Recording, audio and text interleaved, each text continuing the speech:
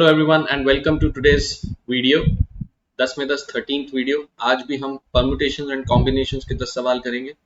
So let's get started. Question number 1, the number of triangles that can be found by choosing the vertices from a set of 12 points, 7 of which lie on the same straight line। मतलब क्या है, हमारे पास 12 points हैं, ठीक है, और उसमें से 7 जो है वो कोलिनियर है, मतलब एक ही लाइन में लाई कर रहे हैं। तो ऐसा हो सकता है कि 7 पॉइंट्स जो है वो एक ही लाइन में इस तरीके से ऐसे। तो आपको क्या बनाना है, ट्राइंगल्स। अब हमें पता है ट्राइंगल के लिए हमें कितने वर्टिसेस चाहिए होते हैं, 3। ट्राइंगल के लिए वी नीड 3 वर्टिसेस। कितने पॉइंट्स है हमारे पास, 12। तो मैंने बोला अगर 12 पॉइंट मेरे को कोई देगा और मेरे को ट्राइंगल बनाने हैं तो मेरे को 12 में से कोई भी 3 चुनने। जितने वेज में मैं 12 में से 3 चुन सकता हूँ उतने ट्राइंगल बनेंगे। लेकिन अगर इन 7 में, इन 12 में ये 7 पॉइंट भी है, अगर आपने इन 7 में से कोई भी 3 उठाए तो ट्राइंगल बनेगा ही नहीं, स्ट्रेट लाइन बनेगी। इसलिए हमें वो वाले माइनस करने पड़ेंगे जब हमने इन 7 में से 3 उठाए, ठीक है। So the answer should be 12c3 minus 7c3।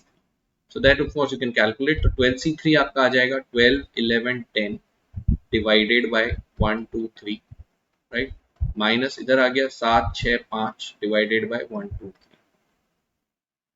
Okay, तो ये 3 2 6 6 से ये कट गया 2, 3 2 6 ये कट गया तो 22 210 minus 35. So 220 minus 35 comes out to be 185. So the correct answer of this question should be option A, which is 185. Okay, let's go to the next question. Question number 2. 5 bulbs of which 3 are defective. There are 5 bulbs of which 3 are defective are to be tried in 2 light points in a dark room. Alright. In how many trials the room shall be lighted? Room को light होने में कितने trials लगेंगे, ठीक है भाई। अभी आप देखो, आपको क्या बोला है, 5 बल्ब्स, 5 बल्ब है हमारे पास, राइट। उसमें से 3 तो डिफेक्टिव है, इसका मतलब 2 गुड है, 2 तो सही बल्ब है, 3 डिफेक्टिव बल्ब है, राइट। और आपको उनको 2 लाइट पॉइंट्स में ट्राई करना है, इसका मतलब एक बार में आपको 2 बल्ब उठाने, राइट। तो अब आप डिफेक्टिव भी उठा सकते हो, गुड भी उठा सकते हो, दोनों का कॉम्बिनेशन भी उठा सकते हो। लेकिन हमसे पूछ रहा है in how many trials the room shall be lighted. अब ये समझो कि रूम को लाइट होने के लिए, रूम को लाइटेड होने के लिए बेसिकली एटलीस्ट एक गुड बल्ब सिलेक्ट होना जरूरी है। At least 1 good bulb should be selected. भाई जैसे मेरे पास एक कमरा है, डार्क कमरा, उसमें 2 लाइट पॉइंट्स है, तो अगर किसी भी एक में अगर मैंने बल्ब सही वाला लगा दिया तो मेरे रूम में लाइट आ जाएगी। दोनों सही होने जरूरी नहीं है, हाँ, लेकिन अगर दोनों गलत हुए तो फिर मेरे रूम में लाइट नहीं आएगी। सो लाइटेड होने के लिए what is the condition, at least 1 should be a good bulb, right. अब ये एटलीस्ट 1 जहां भी लिखा होता है तो मेरे दिमाग में TMR स्ट्रेटेजी आती है, यानी रिवर्स स्ट्रेटेजी। रिवर्स स्ट्रेटेजी का मतलब क्या होता था, टोटल माइनस रेस्ट्रिक्टेड। तो मैं यहाँ पे क्या करूंगा, जैसा मैंने कहा, अगर दोनों डिफेक्टिव आ गए तो फिर हमारा रूम लाइट नहीं होगा, that means that is the restriction. तो पहले मैं निकालूंगा what is the total ways of selecting 2 bulbs, ठीक है। तो अभी आप देखो 5 बल्ब थे और आपको 2 सिलेक्ट करने हैं, तो 5C2 is the total ways which is 10, ठीक है। अब उसमें से रेस्ट्रिक्टेड वेज कितने हैं भाई, जो हमें नहीं करना है वो कितने हैं। तो हमें क्या नहीं करना है कि 5 में से तीनों, जो हमारे दोनों बल्ब जो सिलेक्ट हुए वो defective. How many defective bulb you have, 3। तो हो सकता है आप इन 3 में ही से ही 2 उठा लो, आप इन 3 में से ही 2 उठा लो, तो 3C2 कितना होता है, 3, right. So that means the answer should be this minus this. तो TMR स्ट्रेटजी से मेरा जो आंसर आएगा वो 10 minus 3 यानी 7 आएगा। So there are 7 ways in which the room can be lighted. Clear. So TMR strategy use करनी जब भी एटलीस्ट 1 एटलीस्ट 2 वगैरह लिखा हो, उल्टा चलना बेटर होता है, टोटल में से रेस्ट्रिक्टेड माइनस करो। Alright, let's go to the next question, question number 3. Find the number of arrangements of 5 things taken out of 12 things in which one particular thing must always be included. भाई one particular thing is always included, तो ये हमने combinations में कर रखा है, ठीक है। combinations में हमें पता है कि अगर 12 objects हैं, alright, और उसमें से मेरे को 5 select करने, इनफैक्ट यहाँ पे तो अरेंज करने, अभी एक बार सिलेक्शन की बात करो, 12 में से 5 सेलेक्ट करने, ठीक है। और उसमें ये दे रखा है कि एक particular object, one particular object is always selected, one particular object is always selected. इसका मतलब वो बंदा तो ऑलरेडी हमारी टीम में आ चुका है। तो अब इन 12 में से एक ऑलरेडी हम ले चुके हैं, मतलब मेरे पास कितने बचे, 11। और इन 5 की जगह भी अब मेरे पास कितने बचे, 4, क्योंकि मैं ऑलरेडी एक तो अपनी टीम में ले चुका हूँ, ठीक है। तो बेसिकली अगर कोई भी बंदा हमेशा सेलेक्ट होता है तो इसमें से भी माइनस करोगे, इसमें से भी माइनस करोगे, तो इसका मतलब आपका रिजल्ट जो आएगा वो 11C4 आएगा। This is the number of ways in which you can select 5 objects take in one particular object. Clear. तो इसलिए सिलेक्शन तो आ गए 11C4, लेकिन हमें उसने पूछा अरेंजमेंट। तो अब देखो भाई 11C4 का मतलब आपके पास कुल मिला के ऑब्जेक्ट्स कितने आ चुके हैं, 5। तो यानी अब आपके पास 5 लोग हैं और 5 जगह हैं. How many ways can you arrange 5 people in 5 places? So multiplied by factorial 5. तो ये part, this part takes care of selection, this part takes care of arrangement. So this should be the answer. Let's calculate this. तो 11 10 9 8 divided by 1 2 3 4, ये तो हो गया factorial 11c4 और into हो गया फैक्टोरियल 5 विच इज 120. ठीक है, तो ये 4 इंटू 2 8 से ये कट गया, 3 से ये कट गया, तो ये कितना आ रहा है भाई तुम्हारा 11 3 33. So 330 into 120. This is what we should get. 330 into 120. So 33, 330 and 66. कितना हो गया 330 and 66? 396, 39600. So what is the correct answer of this question? Option C, 39600. Clear? Let's go to the next question. Question number 4. If a polygon has 44 diagonals of a polygon वाला article है, then the number of its sides is. ये direct formula होता है हमारे पास. अगर किसी polygon में n sides, अगर किसी पॉलीगॉन में n साइड्स है, तो उसके डायगोनल्स कितने होते हैं? नंबर ऑफ डायगोनल्स का क्या फॉर्मूला होता है? nn minus 3/2. This is the formula for diagonals. हमें दे रखा है कितने डायगोनल्स हैं? 44. तो इसका मतलब this should be equal to 44. ठीक है, तो यहां से मेरे पास nn minus 3 कितना आता है? 88. क्रॉस मल्टीप्लाई कर दिया, राइट. अब इसको कोई मल्टीप्लाई करके सॉल्व करने की जरूरत नहीं है. आप तो सीधा ये सोचो कि दो ऐसे फैक्टर चाहिए 88 के जिनमें 3 का गैप हो. भाई एक n है, एक n-3, यानी 3 का गैप है. तो 88 के दो फैक्टर जिनमें 3 का गैप हो, नेचुरली 8 and 11, इनमें 3 का गैप है. तो पक्की बात है भाई यहाँ पे कौन आएगा? 11 और यहाँ पे कौन आएगा? 8. So n should be equal to 11. So the correct answer of this question is 11. Of course you can try options as well, but जरूरी नहीं है, जरूरत है ही नहीं, क्योंकि सीधा सीधा मेरे को दिख रहा है दो फैक्टर्स ऐसे चाहिए जिनमें डिफरेंस 3 का हो और जिनका प्रोडक्ट 88 हो. तो n की value 11, right. Let's go to the next question. Question number 5. In how many ways can a family consist of 3 children with different birthdays in a leap year? भाई लीप ईयर का मतलब कितने दिन है?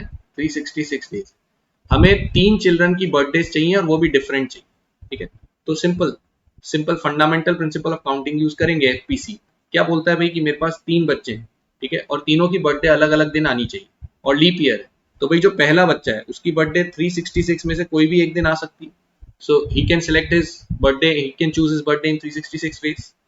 Alright, or let us say he cannot choose, but his birthday can fall on any of the 366 days, right? But once his birthday has been taken, the other person cannot have this birthday, so his birthday can be taken in 365 ways. And finally the third one can take the birthday in 364 ways. So this should be the correct answer, which is option C. सीधा सीधा ये तो ठीक है भाई, इसमें selection वगैरह कुछ करना ही नहीं. आपको सीधा ये है कि पहला चाइल्ड 366 वेज में बर्थडे मना सकता है, दूसरा 365, तीसरा 364. बाकी सारे ऑप्शंस में क्या आ रहा है? एनसीआर आ रहा है. एनसीआर नहीं आ सकता. क्यों नहीं आ सकता? क्योंकि रीअरेंजमेंट भी पॉसिबल. समझ रहे हो? Rearrangement possible. जैसे मान लो ये ए की बर्थडे थी, ये बी की, ये सी की, तो उल्टा अदला बदली भी तो हो सकती है. ये बी की, ये ए की, ये सी की भी हो सकती है, ये सी की, ये बी की, ए की भी हो सकती है. इसका मतलब परमुटेशन करना पड़ेगा. So the correct answer is option C. Let's go to the next question, question number 6. The number of 4-digit numbers that can be formed out of the 7 digits 1, 2, 3, 5, 7, 8, 9. What are the digits given? 1, 2, 3, 5, 7, 8, 9. कितने digit का number बनाना है? 4 digit का number बनाना है. Such that no digit is repeated, repetition not allowed, and are greater than 3000. भाई 3000 से बड़ा number चाहिए. अब आप सोचो कि अगर 3000 से बड़ा नंबर आपको चाहिए तो रेस्ट्रिक्शन कौन सी प्लेस पे आया? First place, right. और सबसे पहले हमेशा रेस्ट्रिक्टेड को बिठाएंगे. तो अगर मेरे को कोई नंबर 3000 से बड़ा चाहिए तो भाई फर्स्ट प्लेस पे कौन कौन आ सकता है? 3 आ सकता है, 5 आ सकता है, 7, 8 और 9. 1 और 2 नहीं आ सकते वरना नंबर 3000 से छोटा हो जाएगा. So how many ways can you fill the first place? 5 ways. Once you have filled the first place in 5 ways, the next place can be taken up by any of the remaining except जो यहाँ आया, क्योंकि repetition not allowed. ठीक है, तो इसका मतलब मेरे पास कुल 60 डिजिट थे, उनमें से एक यहाँ आ चुका है. तो अब मेरे पास कितने बचे? 6. So I can fill this in 6 ways. ये क्लियर है? ठीक है, उसके बाद the next place again in 5 ways and the next place again in 4 ways, क्योंकि अब एक एक जगह कम होती जाएगी, एक एक आदमी कम होता जाएगा. ठीक है कि नहीं? So this should be the correct answer of this question. So it is how much? 25 400. So this should be 600. 600 is the correct answer, option C. Clear? Let's go to the next question, question number 7. An examination paper with 10 questions consists of 6 questions in maths and 4 questions in stats. भाई हमारे पास 10 question है कुल, ठीक है, उसमें से 6 question maths के हैं और 4 क्वेश्चन स्टैट्स के हैं. At least one question from each part is to be attempted, at least one हर पार्ट से करना है। In how many ways can this be done? अब हमें ये दे रखा है खाली उसने कि हमें 10 सवाल है हमारे पास, 6 मैथ्स के 4 स्टैट्स के, और हमें एटलीस्ट वन क्वेश्चन हर पार्ट से करना जरूरी। मतलब इससे हमें एटलीस्ट वन क्वेश्चन करना है, इससे भी हमें एटलीस्ट वन क्वेश्चन करना है, लेकिन कुल मिला के कितने क्वेश्चन करने ये उसने नहीं बताया। उसने ये नहीं कहा कि आपको 10 क्वेश्चन अटेम्प्ट करने, ठीक है कि नहीं, आपको सिर्फ ये बोला है कि भाई एटलीस्ट वन आपको अटेम्प्ट करना है मैथ्स का, एटलीस्ट वन स्टैट्स का। तो अब यहाँ पे we use the concept of selections of any number of objects. एक आर्टिकल होता है selection of any number of objects, वो यहाँ यूज करेंगे। तो सबसे पहली बात, मेरे को अगर मैथ्स के कोई भी एक सवाल को अटेम्प्ट करना है, तो मेरे को पता है कि अगर मेरे पास n डिस्टिंक्ट ऑब्जेक्ट्स होते हैं, ऑब्वियसली यहाँ पे हर क्वेश्चन डिस्टिंक्ट है, राइट। सो अगर मेरे पास n डिस्टिंक्ट ऑब्जेक्ट्स होते हैं, तो नंबर ऑफ सिलेक्शंस होते हैं 2 की power n minus 1, at least one के लिए, एटलीस्ट वन सिलेक्शन के लिए ये हमारा फॉर्मूला होता है। तो यही फॉर्मूला हम यहाँ पे यूज करने वाले, ठीक है। सो अब आप सोचो, आपके पास 6 सवाल है, आपको एटलीस्ट एक चुनना है। How many ways can you do it? 2 की power 6 minus 1 using this formula. क्योंकि आप चाहो तो 6 में से आप एक चुनो, आप चाहो तो 2 चुनो, आप चाहो तो 3 चुनो, एंड सो ऑन, आप चाहो तो सारे चुनो। तो ये बेसिकली मेरा रिजल्ट आएगा, और इसी को हम 2 की पावर 6 माइनस 1 बोलते हैं। ये इसका रीजन है, ठीक है। But anyway we will directly use the formula. Similarly stats के सवाल चूज करने के लिए 2 की पावर 4 माइनस 1 हो गया, क्योंकि वहां पे 4 सवाल है। लेकिन काम तो तब खत्म होगा ना जब दोनों हो रहे हो, मतलब दोनों का कॉम्बिनेशन लेना पड़ेगा, तो इसलिए मल्टीप्लाई करेंगे। Okay, so what is the answer of this question? 2 की power 6, which is 64 minus 1, 63. 2 की power 4, 16 minus 1, 15. So 63 into 15 should be the answer. ठीक है, 63 into 15 मतलब 630 plus 63 into 5, 315. तो आंसर कितना है? 945. So 945 should be the correct answer, which is option B. ठीक है, number of selections of any number of objects. Let's go to the next question, question number 8. In how many ways can 3 commerce books, 3 computer books and 5 economics books be arranged along a row so that books of the same subject are always together? Books of the same subject are always together. तो मेरे पास 3 commerce की books हैं, ठीक है, 3 मेरे पास computer की books हैं, और 5 मेरे पास इको की बुक्स। ये बुक्स है मेरे पास, यानी कुल मिला के देखा जाए तो how many books I have total 11 books, right. अब मैं क्या चाह रहा हूँ? मैं चाह रहा हूँ तीनों कॉमर्स की किताबें एक साथ हो, तीनों कंप्यूटर की एक साथ हो, और पांचों इकोनॉमिक्स की एक साथ हो। This is what the question is saying. तो जब भी हमें ये पता है कि भाई ऑलवेज टुगेदर रखना है, कुछ ऑब्जेक्ट्स को ऑलवेज टुगेदर रखना है, तो हमारे दिमाग में क्या आता है? String method. ऑलवेज टुगेदर जहां भी हम पढ़ लें, वहां हमारे दिमाग में क्या आता है? String method. तो स्ट्रिंग मेथड लगाएंगे। तो यहाँ पे हमारी जो 3 कॉमर्स की किताबें हैं, राइट, ये जो 3 कॉमर्स की किताबें हैं, लेट्स कॉल एबीसी, ये हमें साथ रखनी है।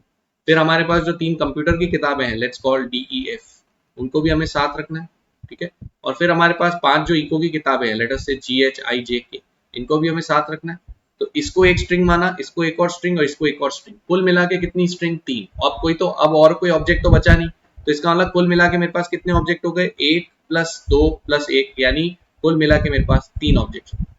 1 plus 1 plus 1, how many objects? 3 objects. अब 3 ऑब्जेक्ट्स को अरेंज करने के कितने वेज होते हैं? Factorial 3, right. लेकिन ये जो स्ट्रिंग आपने मानी एबीसी, ये आपस में तो अरेंज हो सकते हैं, तो काम अभी खत्म नहीं हुआ। इस एबीसी का अरेंजमेंट लिखना बाकी है, विच इज फैक्टोरियल 3। ये जो डीईएफ है आपस में तो अरेंज हो सकते हैं, तो इनटू फैक्टोरियल 3। ये जो जीएचआईजे के हैं आपस में अरेंज हो सकते हैं, तो into factorial 5। This should be the answer of this question, ठीक है। So what do we get is factorial 3 6 into 6 into 6 into 120, ये आएगा। तो ये 216 हो गया into 120।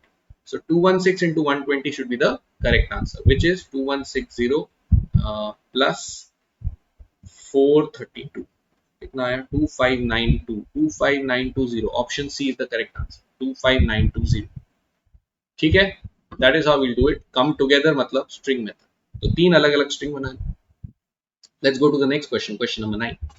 The number of ways in which a man can invite one or more of his 7 friends to dinner. वापस वही बात है, one or more मतलब कितने बुलाने ये नहीं पता, लेकिन एक से ज्यादा बुलाने, मतलब एटलीस्ट वन। वन और मोर का मतलब वही होता है ना भाई, एटलीस्ट।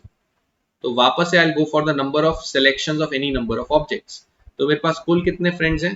7। मैं चाहूं तो उनमें से एक बुलाऊं, ठीक है, 7C1, 2 बुलाऊं, 7C2, and so on.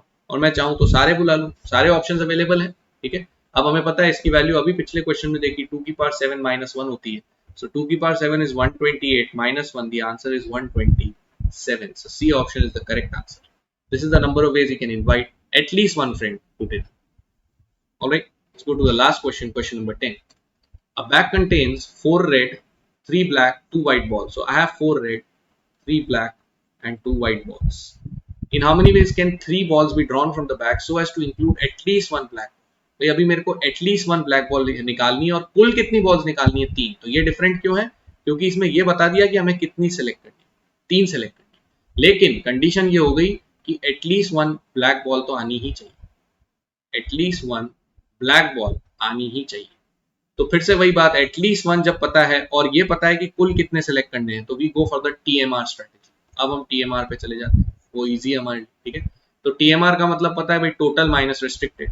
तो पहले तो टोटल निकाल लेते हैं, मतलब अगर कोई रेस्ट्रिक्शन नहीं होता तो कुल मिला के मेरे पास कितनी बॉल्स हैं? देखो 4 3 7 और 2 9, टोटल मेरे पास 9 बॉल्स है, टोटल मेरे पास 9 बॉल्स है, राइट। उन 9 बॉल्स में से मेरे को कितनी चुननी है? 3।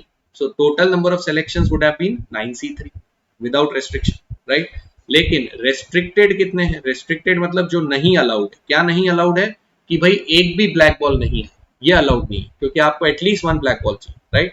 तो अगर आप ये मानो कि भाई रेस्ट्रिक्टेड का मतलब no black ball, so let us assume that हम एक भी ब्लैक बॉल नहीं निकाल रहे, तो इसका मतलब ये जो 3 ब्लैक बॉल्स थी हमारी, इनको आप हटा दो क्योंकि आप ये नहीं निकाल रहे। तो अब आपके पास कितनी ब्लॉक बॉल्स बची? 6। कितनी निकालनी है आपको? 3। तो 6C3 होगा restricted, restricted will be 6C3। तो मेरा जो आंसर आया वो क्या आया? टीएमआर से मेरा आंसर कितना आया? टीएमआर से मेरा आंसर आया 9C3 minus 6C3। This should be the answer. So let's see what is 9C3. 987 upon 123 minus 654 upon 123. That is it. So 3 2 6 तो कट गया, 3 से ये कट गया 3, 2 से ये कट गया 4, तो इधर कितना आया भाई? 28 3 84 minus 20. 84 minus 20, 64. So the correct answer of this question should be option B, which is 64. Clear? So another 10 very good questions, exam material questions. So now we've done 3 videos on permutations and combinations. So next turn, we'll be starting with a new topic, which is sequences and progressions. Okay, next video uski aane wali hai. Till then, keep learning and see you in the next video.